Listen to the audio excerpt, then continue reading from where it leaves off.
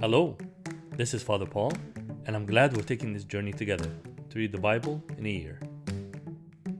Today's reading is from Numbers chapters 21 and 22. Chapter 21. The king of Arad, the Canaanite, who dwelt in the south, heard that Israel was coming on the road to Atarim. Then he fought against Israel and took some of them prisoners. So Israel made a vow to the Lord and said, "If you will indeed deliver this people into my hand, then I will utterly destroy their cities." And the Lord listened to the voice of Israel and delivered up the Canaanites, and they utterly destroyed them and their cities. So the name of that place was called Hormah. Then they journeyed from Mount Hor by the way of the Red Sea to go around the land of Edom. And the soul of the people became very discouraged on the way.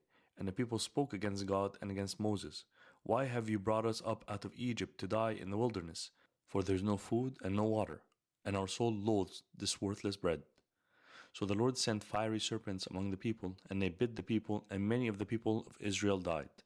Therefore the people came to Moses and said, "We have sinned, for we have spoken against the Lord and against you. Pray to the Lord that he take away the serpents from us." So Moses prayed for the people.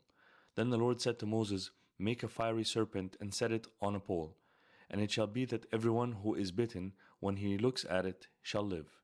So Moses made a bronze serpent and put it on a pole, and so it was. If a serpent had bitten anyone, when he looked at the bronze serpent, he lived.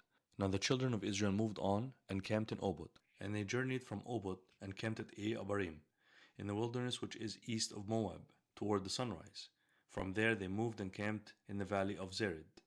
From there they moved and camped on the other side of the Arnon, which is in the wilderness that extends from the border of the Amorites. For the Arnon is the border of Moab, between Moab and the Amorites. Therefore it is said in the book of the wars of the Lord, Waheb and Suphah, the brooks of the Arnon, and the slope of the brooks that reaches to the dwelling of Ar, and lies on the border of Moab. From there they went to Beer, which is the well where the Lord said to Moses, "Gather the people together, and I will give them water." Then Israel sang this song: "Spring up, O well, all of you sing to it. The well the leaders sank, dug by the nation's nobles, by the lawgiver with their staffs." From the wilderness they went to Matana, from Matana to Nahaliel, from Nahaliel to Bamut, and from Bamut in the valley that is in the country of Moab to the top of Pisgah, which looks down on the wasteland. Then Israel sent messengers to Sihon king of the Amorites, saying, "Let me pass through your land. We will not turn aside into fields or vineyards. We will not drink water from wells. We will go by the king's highway until we have passed through your territory." But Sihon would not allow Israel to pass through his territory. So Sihon gathered all his people together and went out against Israel in the wilderness, and he came to Jahaz and fought against Israel. Then Israel defeated him with the edge of the sword and took possession of his land from the Arnon to the Jabbok, as far as the people of Ammon, for the border of the people of Ammon was fortified. So Israel took all these cities, and Israel dwelt in all the cities of the Amorites, in Heshbon and in all its villages. For Heshbon was the city of Sihon king of the Amorites, who had fought against the former king of Moab, and had taken all his land from his hand as far as the Arnon. Therefore those who speak in Proverbs say, "Come to Heshbon, let it be built, let the city of Sihon be repaired. For fire went out from Heshbon, a flame from the city of Sihon, it consumed Ar of Moab, the lords of the heights of the Arnon. Woe to you, Moab, you have perished, O people of Chemosh. He has given his sons as fugitives, and his daughters into captivity to Sihon king of the Amorites. But we have shot at them. Heshbon has perished as far as Dibon. Then we laid waste as far as Nophah, which reaches to Medeba." Thus Israel dwelt in the land of the Amorites. Then Moses sent to spy out Jazer, and they took its villages and drove out the Amorites who were there. And they turned and went up by the way to Bashan. So Og king of Bashan went out against them, he and all his people, to battle at Edrei. Then the Lord said to Moses, "Do not fear him, for I have delivered him into your hand, with all his people and his land. And you shall do to him as you did to Sihon king of the Amorites, who dwelt at Heshbon." So they defeated him, his sons, and all his people, until there was no survivor left him, and they took possession of his land. Chapter 22. Then the children of Israel moved and camped in the plains of Moab on the side of the Jordan across from Jericho. Now Balak the son of Zippor saw all that Israel had done to the Amorites, and Moab was exceedingly afraid of the people because they were many, and Moab was sick with dread because of the children of Israel. So Moab said to the elders of Midian, Now this company will lick up everything around us, as an ox licks up the grass of the field. And Balak the son of Zippor was king of the Moabites at that time.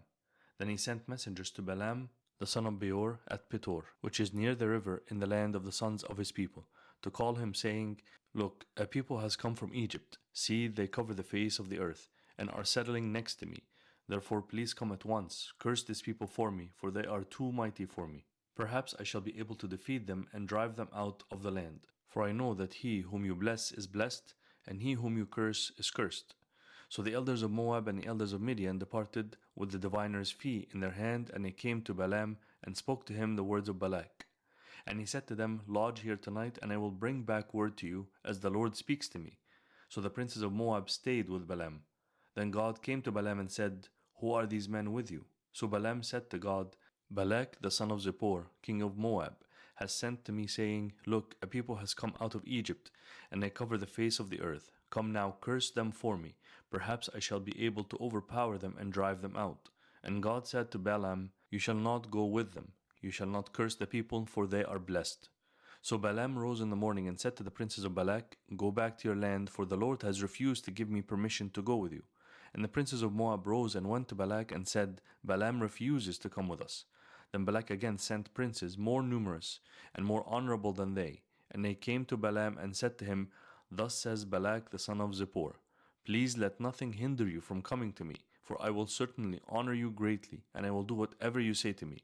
Therefore please come, curse these people for me. Then Balaam answered and said to the servants of Balak, Though Balak were to give me his house full of silver and gold, I could not go beyond the word of the Lord my God, to do less or more. Now therefore please, you also stay here tonight, that I may know what more the Lord will say to me.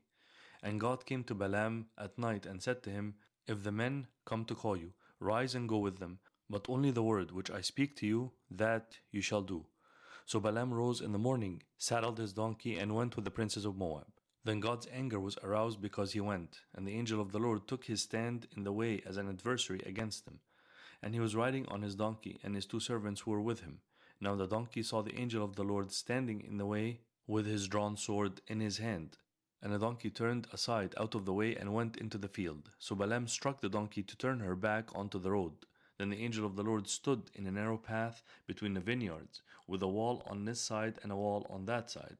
And when the donkey saw the angel of the Lord, she pushed herself against the wall and crushed Balaam's foot against the wall, so he struck her again. Then the angel of the Lord went further and stood in a narrow place, where there was no way to turn either to the right hand or to the left.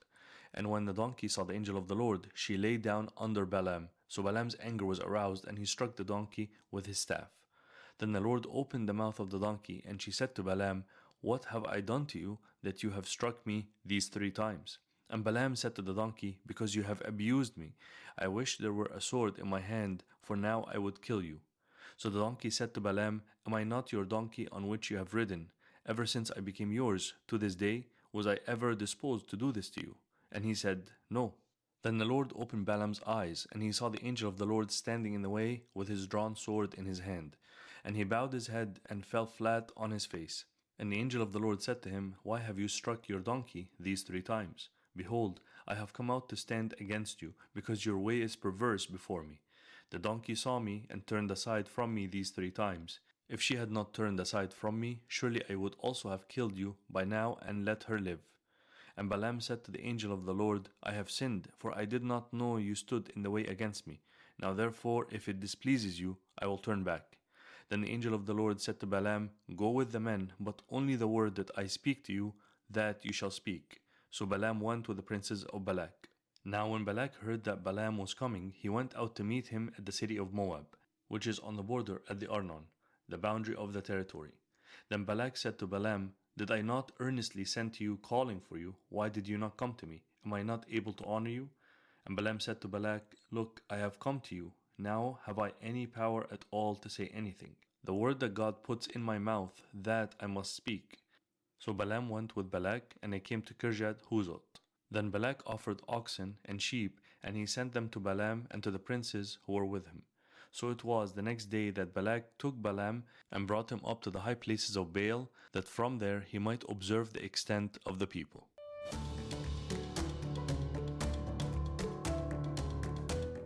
I hope you enjoyed today's reading as much as I did, and I look forward to seeing you again tomorrow to continue on our journey. God bless you and have a great day.